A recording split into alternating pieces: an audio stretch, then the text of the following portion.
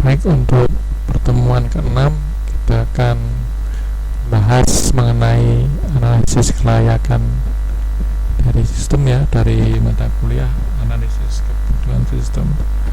Nah, untuk pendahuluan kita bisa memberikan definisi lebih dulu, ya.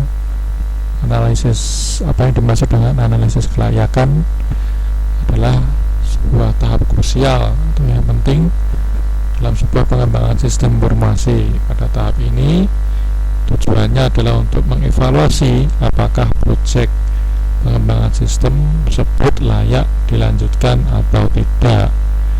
Evaluasi akan dilakukan berdasarkan beberapa aspek seperti teknis, aspek ekonomi, aspek organisasi, dan aspek waktu yang terwujud dalam jadwal. Untuk tujuan analisis kelayakan adalah untuk mencegah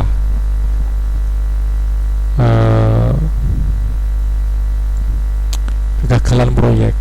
Dengan melakukan analisis kelayakan, risiko kegagalan proyek dapat didefinisikan dan diminimalisir.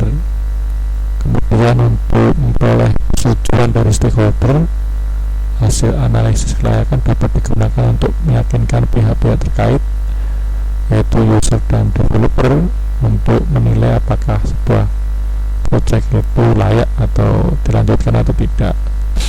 Kemudian menentukan prioritas, yang merupakan analisis kelayakan membantu untuk menentukan proyek mana yang memiliki prioritas tinggi. Keempat adalah mengalokasikan sumber daya. Hasil analisis dapat digunakan sebagai dasar dalam mengalokasikan sumber daya yang diperlukan untuk proyek. Adapun aspek-aspek yang akan dianalisis adalah yang pertama, kelayakan teknis. Kelayakan teknis terdiri dari kesediaan teknologi, apakah teknologi yang dibutuhkan tersedia dan dapat diintegrasikan dengan sistem. Kemudian yang kedua adalah keahlian sumber daya, apakah tim proyek memiliki keahlian cukup untuk mengembangkan dan mengimplementasikan sistem. Kemudian ada kelayakan teknis, uji layak teknis, apakah infrastruktur teknologi yang ada, baik hardware maupun software, dan jaringannya mendukung perkembangan sistem. Adapun kelayakan ekonomi dapat ditinjau dari biaya pengembangannya, apakah biaya pengembangan sistem sebanding dengan manfaat yang diperoleh atau tidak. Kemudian terkait dengan biaya operasional, apakah biaya operasional sistem dapat diimplementasikan atau dinilai sesuai dengan kebutuhan.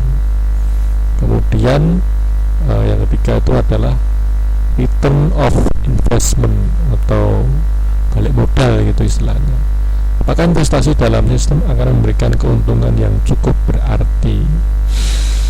Kemudian untuk uji kelayakan, yaitu organisasi, dukungan manajemen. Ada dukungan manajemen, apakah manajemen akan memberikan dukungan penuh terhadap proyek.